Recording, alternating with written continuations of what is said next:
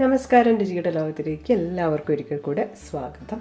അപ്പോൾ ഇന്ന് നമ്മൾ ഈ ദോശയുടെയും അതുപോലെ തന്നെ ഇഡ്ഡലിയുടെ കൂടെയൊക്കെ കഴിക്കാൻ വേണ്ടി പറ്റിയ പൊടി ആയിട്ടാണ് വന്നിരിക്കുന്നത്.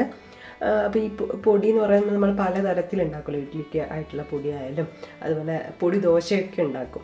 അപ്പോൾ അതിനൊക്കെ ആയിട്ട് പല രീതിയിൽ നമുക്ക് ഉണ്ടാക്കാം. അതിൽ ഒരു തരത്തിലുള്ള പൊടിയാണ് നമ്മളിന്ന് ഉണ്ടാക്കാൻ പോകുന്നത് കേട്ടോ. ചിലരൊക്കെ പറയുന്നത് കേട്ടിട്ടുണ്ട്, ഈ ചട്നി ആയാലും അതായത് ചമ്മന്തി ആയാലും അതുപോലെ തന്നെ സാമ്പാറായാലും ഒന്നും വേണ്ട, ഇഡ്ഡലിക്കായാലും ദോശയ്ക്കായാലും ഇത് മാത്രം കൂട്ടി കഴിക്കുന്നവരുണ്ട് എന്ന്. അപ്പം നമുക്ക് പെട്ടെന്ന് ഇങ്ങനെ ഒരു സമയക്കുറവൊക്കെ ഉണ്ടാകുന്ന സമയത്ത് പെട്ടെന്ന് ദോശയുടെ കൂട്ടൊക്കെ ഉണ്ടെങ്കിൽ ഈ ഒരു പൊടി ഉണ്ടെങ്കിൽ അത് നല്ലെണ്ണയിൽ ചാലിച്ചോ അല്ലെങ്കിൽ നെയ്യിൽ ചാലിച്ചിട്ടോ ഒക്കെ കഴിക്കാൻ പറ്റുന്നതാണ്. അപ്പോൾ എന്തായാലും ഇതിന് വേണ്ട ഇൻഗ്രീഡിയൻസ് എന്തൊക്കെയാണ്, ഇതെങ്ങനെയാണ് ഇപ്പോൾ ഉണ്ടാക്കിയെടുക്കുന്നതൊക്കെ ഒന്ന് കാണാം.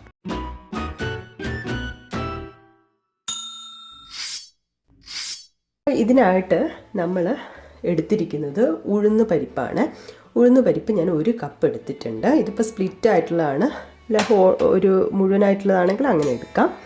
പിന്നെ വേണ്ടത് 1/2 കപ്പ് കടലപ്പരിപ്പാണ്, ചനാദാല, അതെടുത്തിട്ടുണ്ട്. പിന്നെ വറ്റൽമുളക് വേണം, ഞാനൊരു 12 വറ്റൽമുളക് എടുത്തിട്ടുണ്ട്. കുറച്ചുകൂടി ഇങ്ങനെ കളറൊക്കെ വേണമെന്നുണ്ടെങ്കിൽ നമുക്ക് ഇതുണ്ടല്ലോ കാശ്മീരി ചില്ലി ഉപയോഗിക്കാവുന്നതാണ്. അതുപോലെ തന്നെ നമ്മൾ ഒരു 2 ടേബിൾ സ്പൂൺ സിസൈൻ സീഡ്സ് എടുത്തിട്ടുണ്ട്. വെള്ള എള്ളുണ്ടല്ലോ, വെള്ള എള്ള് അതെടുത്തിട്ടുണ്ട്. പിന്നെ അതുപോലെ തന്നെ ഒരു 5 അല്ലി വെളുത്തുള്ളി എടുത്തിട്ടുണ്ട്. ഇത് ഓപ്ഷണലാണ് കേട്ടോ, വെളുത്തുള്ളിയുടെ ഒരു ടേസ്റ്റ് ഇഷ്ടമാണെങ്കിൽ നമുക്ക് എടുക്കാം. പിന്നെ അതുപോലെ തന്നെ കായത്തിൻ്റെ പൊടി എടുത്തിട്ടുണ്ട്, ഒരു 1/4 ടീസ്പൂൺ കായത്തിൻ്റെ പൊടി എടുത്തിട്ടുണ്ട്. കറിവേപ്പില, അപ്പോൾ കറിവേപ്പിലയാണെങ്കിലും നമുക്ക് ടേസ്റ്റ് ഇഷ്ടമാണെങ്കിൽ ചേർത്താൽ മതി. പിന്നെ ഇതിൻ്റെ കൂടെ ഉപ്പ് വേണം. പിന്നെ അതുപോലെ തന്നെ ചില ആൾക്കാർക്ക് പുളി ഇഷ്ടം ഉണ്ടാവുമല്ലോ, അങ്ങനെയാണെങ്കിൽ ഒരു ചെറിയ നെല്ലിക്കയുടെ സൈസുള്ള പുളി കൂടെ ഇതിന് ഉപയോഗിക്കാം. ഞാനിപ്പോൾ ഉപയോഗിക്കുന്നില്ല. അപ്പോൾ ഇത്രയും കാര്യങ്ങളാണ് വേണ്ടത്.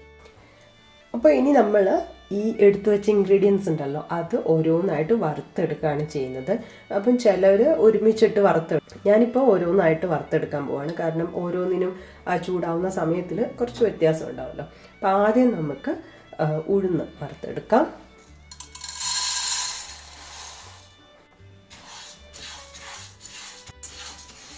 ഇതിൻ്റെ കളറൊക്കെ ഒന്ന് മാറി വരണം, ഇങ്ങനെ ചുവന്ന് വരാൻ വേണ്ടി തുടങ്ങണം. അപ്പോൾ നമുക്ക് മാറ്റി വെക്കാം. അപ്പോൾ ഇതിൻ്റെ കളറൊക്കെ നല്ലപോലെ മാറി വന്നിട്ടുണ്ട്. അപ്പം നമുക്കിത് മാറ്റിയിട്ടൊരു പ്ലേറ്റിലോട്ട് ഇടാം. അപ്പോൾ ഉഴുന്ന് മാറ്റി വെച്ചിട്ടുണ്ട്. അപ്പോൾ ചില ആൾക്കാർ നമ്മൾ കുറച്ച് എണ്ണ, എന്തെങ്കിലും ഓയിൽ ഒഴിച്ചിട്ട്, വെളിച്ചെണ്ണയാണെങ്കിൽ വെളിച്ചെണ്ണ, അല്ലെങ്കിൽ സൺഫ്ലവറോ വെജിറ്റബിൾ ഓയിലോ അങ്ങനെ കുറച്ച് ഒഴിച്ചിട്ട് ഇത് വറുത്തെടുക്കും. ഞാനിപ്പം ഒന്നും യൂസ് ചെയ്യാതെ ഡ്രൈ റോസ്റ്റാണ് ചെയ്യുന്നത്. ഇനി നമുക്ക് കടലപ്പരിപ്പ് ഇതുപോലെ വറുത്തെടുക്കാം.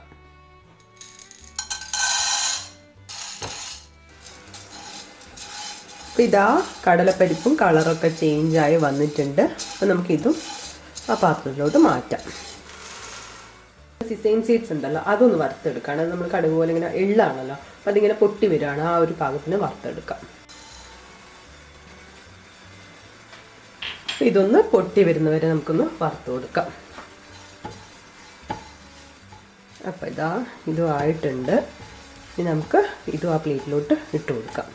അടുത്തത് നമ്മൾ വറ്റൽമുളക് വറുത്തെടുക്കാൻ പോവാണ്. ലോ ഫ്ലെയിമിലിട്ടിട്ട് വറുത്തെടുക്കാം കേട്ടോ. കളറ് ഒന്ന് മാറി വരിക, അത്രയാണ് ചൂടാക്കി എടുക്കേണ്ടത്.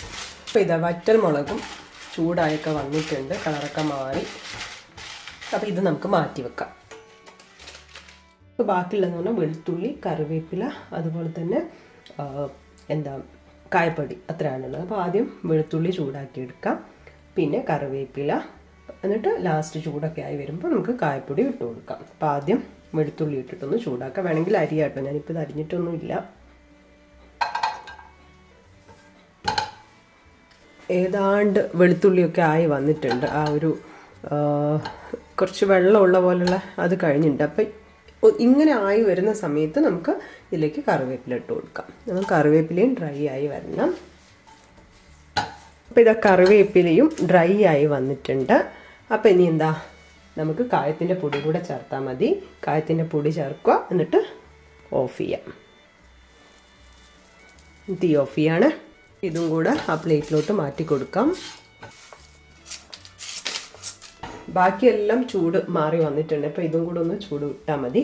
എന്നിട്ട് നമ്മൾ മിക്സിയുടെ ജാറിലിട്ടിട്ട് പൊടിച്ചെടുക്കുകയാണ് ചെയ്യുന്നത്.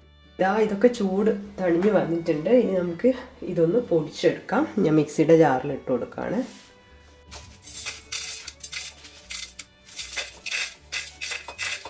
ഞാനിതിലേക്ക് കുറച്ച് ഉപ്പും കൂടെ ഇട്ട് കൊടുക്കുകയാണ്.